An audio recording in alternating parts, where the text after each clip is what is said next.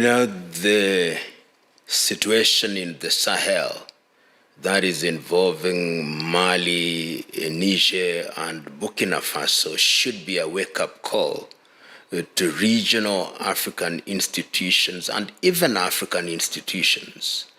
People join bodies for specific reasons. If you look at the Economic Community of West African States, and you look at the treaty that creates it, the body was meant to provide a forum under which the countries would enjoy greater political intimacy and economic benefits. And what has happened in the recent past, because of the activities of individual politicians and groups of politicians in Mali, Burkina Faso, and Guinea, there have been changes of government in what in classical terms would be described as unconstitutional changes of government by military personnel. But what is unique is that these changes enjoy popularity on the ground. We have seen thousands, if not millions, of people on the ground, and immediately that happened in Burkina Faso, the people celebrated. In Guinea, people celebrated. But when it happened in Niger, we saw ECOWAS issuing threats and instituting sanctions on Niger specifically. And this then called into question, why do you abandon us in our hour of need, complete with closure of borders, those with countries which border Niger? So the decision that has been made by those three countries is informed by the argument, which you cannot fault, that we no longer find value in ECOWAS. And if we joined for specific reasons, we joined in order to enjoy security, we joined in order to enjoy economic benefit, and our friends have turned into bad Samaritans and are no longer good Samaritans, then why should we continue to participate in this organization? It is unfortunate, but understandable. In fact, I've had some individuals who understand Pan-Africanism, in my view, in a totally different sense than I do, saying that this move is not in keeping with Pan-Africanism. Pan-Africanism does not mean that you swallow poison. Pan-Africanism means that you engage in activities that enhance the spirit of Ubuntu and Pan-Africanism in a sustainable manner. So it is true that this is a bold move. These countries are telling Africa and telling their colleagues in West Africa, we cannot continue to pretend. We are leaving, and we are sending a clear statement, and that statement they have already sent by saying that we are moving towards a confederation. Sometimes you need a break in order to have genuine unity. And that is what I understand the leadership in Niger, in Burkina Faso, and in Mali, and by extension even Guinea-Bissau, to be making. Brave move indeed. It is very easy from a sentimental perspective to say, oh, Kenya came.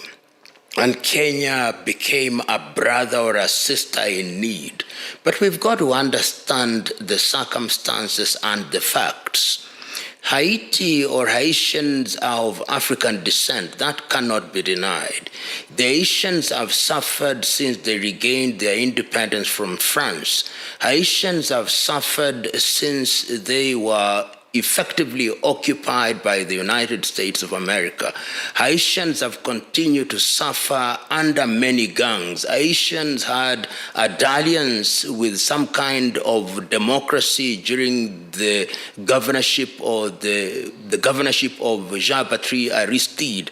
Haiti is suffering.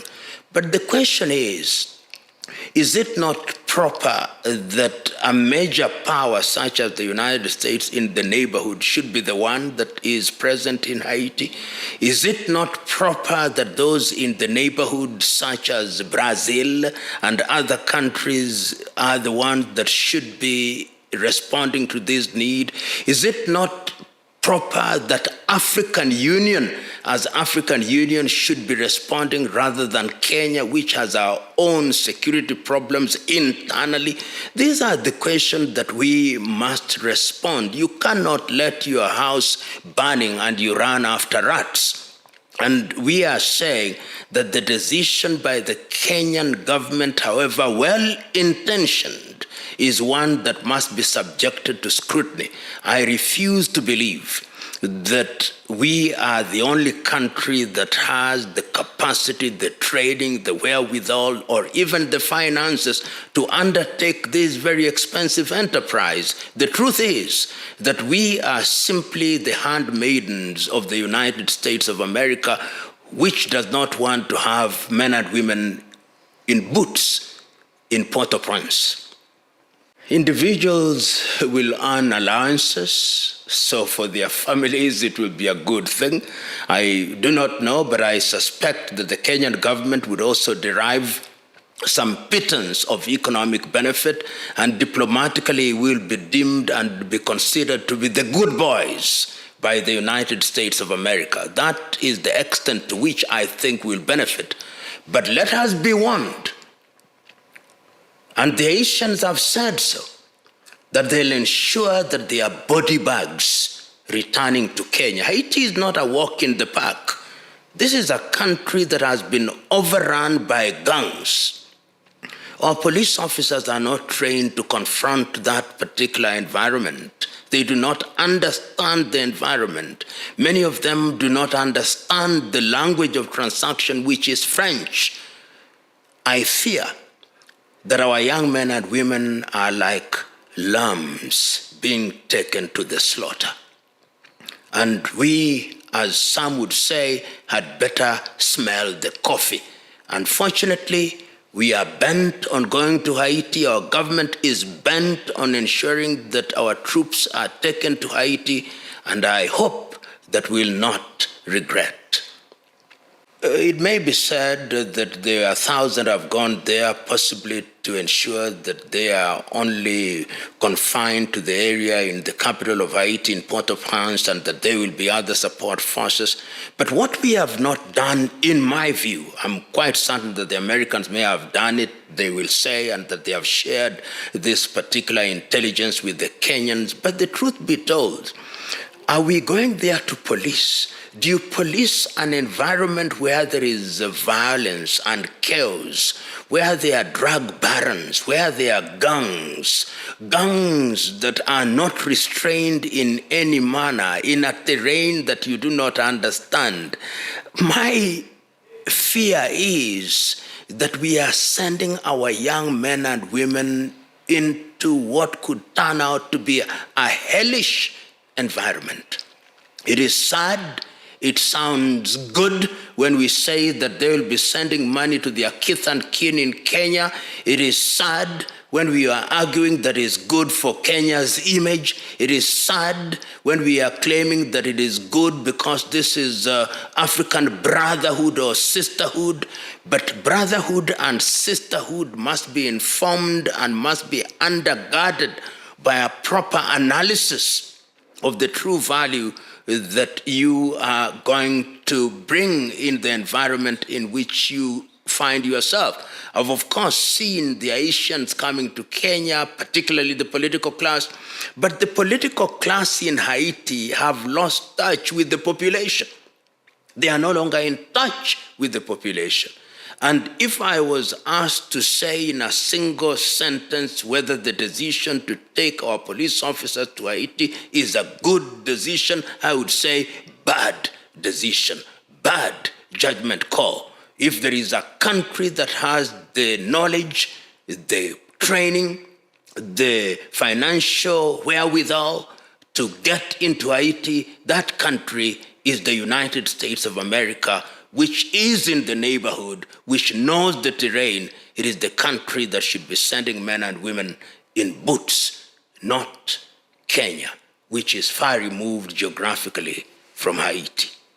We are pawns in a political chessboard which we do not understand. We are merely being used as pawns in this political chessboard, and the persons who are using us in this regard is an administration in the United States of America, and they have gotten a seal of approval from the UN General Assembly, and I think it is sad for African countries, individual African countries, to allow themselves to be used in this manner. The wise thing, as I've said, would have been to say, if we want to go there in terms of showing solidarity with Haiti as Africans, we would have contributed troops or police officers drawn from different countries in the continent of Africa and supported by other countries in that hemisphere led by the United States of America. Then I would say, this is a multinational police force, and we are contributing, Kenya contributing 50, Uganda 50, Tanzania 50, Nigeria 100, South Africa 50. Then we speak with the single voice of the African Union. But to want to look good in circumstances where to look good is to be naive is in itself unfortunate and deserves condemnation. Kenya, to her credit, has in the past contributed very positively to peacekeeping missions, both within and without the country. And remember, in those instances, we sent our armed forces, as they were then called, we now call them the defense forces. We served very effectively in Namibia, we served very effectively in Liberia, our troops served very effectively in Pakistan, I think our troops served very effectively in Iraq. We have a good track record, but I'm afraid that this good track record is going to be spoiled by this particular decision to send our police officers. And remember, the High Court has already pronounced itself on this particular subject, and they have come out quite clearly and indicated that the decision that has been made by the Kenyan government flies in the face of Kenyan law, because the only force that we can deploy are our defense forces, not our police officers. And I note that the government of the Republic of Kenya has already said they are going to ignore the decision effectively. Kenyan government have said, let the court say what they want, but we are going to do what we want because we have a bilateral relationship with Haiti, and we can ignore whatever the courts say and do what we want to do because we are entitled to do it. And this in itself is also sad, because a country must be a country that obeys laws, however unpopular those laws are, and however unfortunate in their view the decisions of the courts are, as founded on interpretation of the laws that govern the country. Because if you begin to disobey laws as a country, then you are sending only one message: that the laws don't matter, that we can cherry pick as a country what to obey and what not to obey, and that is how you welcome anarchy in your country. And when you remove the genie out of the box or out of the bottle, you can never quite return the genie into the bottle. Countries have paid for it. The present day Haiti must be understood in the context of the political style of Jean-Claude Duvalier, Papa Doc, who was himself a medical doctor, but in order to remain in power, used several methods, including voodoo and violence. You will remember, and those who are familiar with Haitian history will remember the Tonton Macoute, who were used by the Duvalier administration to intimidate opponents, to intimidate the population. And when Papa Doc died, his son, the younger Duvalier, normally referred to as Baby Doc, also adopted the same style. So that political violence and the use of gangs became the style of political operation in Haiti. In order to survive in Haiti, you need gangs. And gangs acquire a life of their own. And when they acquire a life of their own, they become monsters which cannot be controlled even by those who founded them. When for a short period the Haitians were tired and they had something in the nature of what was described as a democratic dispensation, the Catholic priest, the very popular Catholic priest Jean-Bertrand Aristide, came in and tried to dismantle the gangs. And no sooner had he settled in office than he himself was removed and exiled, sending the one story that when gangsterism becomes the way of conducting politics, it is not easy to remove that culture from the political scene. And for that reason, it becomes a way of life, a culture, and that is what Haiti is suffering from. If I was asked, Haiti is a country that is ripe for being made a mandated territory of the United Nations to be governed by an administration appointed by the United Nations for initially a period of 10 years, subject to renewal, so that you destabilize and dismantle the crop of politicians whose mode of operation is violence, and then you can introduce a new political culture which will be responsive to the dictates of good governance and rule of law. Not in the present circumstances. The world is too busy with many things, so that Haiti is not something that is in the focus of the major players in the political arena. So it is not going to happen soon. What is going to happen is that the United Nations and other interested countries periodically are going to enter into these band-aid solutions, such as taking the Kenyan police or some other police to appear to be doing something without addressing the problem. So effectively what we are doing and what the international community is doing to Haiti is to apply what I call band-aid solution to a cancerous problem, dealing with the symptoms rather than the fundamental problem. And as long as you deal with the symptoms without addressing the real problem, then of course the wound continues to fester and people continue to suffer, and the international community continues to pay lip service and to continues to do that which does not solve what needs to be solved. That is the unfortunate situation in Haiti.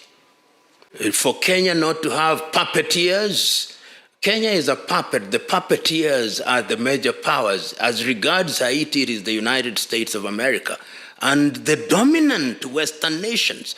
Remember that the colonial project, now neo-colonial project, and given the architecture of international politics and military and economics, countries such as Kenya acting alone are very weak, vulnerable, and susceptible to manipulation. So that when you hear some of us talk about African unity, East African unity, and ultimately African unity, we know that divided and economically and politically and militarily weak as we are, there is nothing we can do. We cannot resist. We are given something, a little carrot, and we run with our tails up because we are indebted. We are weak. We are manipulable. And unless we learn that unity is our salvation and unity of purpose, then we will continue to be puppets. We will continue to be pawns in the political chessboard.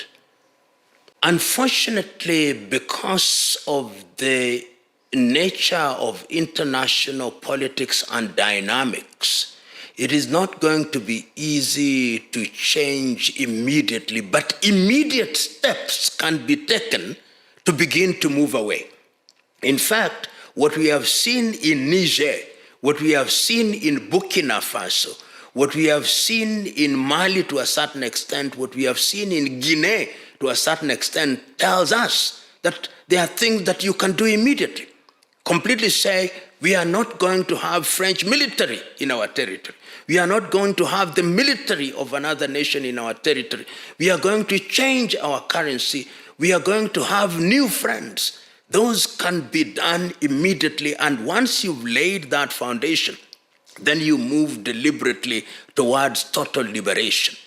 But the most important thing is that the decisions made for immediate action must be decisions that are informed by the reality and informed by patriotism, and knowing that those whom you are fighting against will also resist.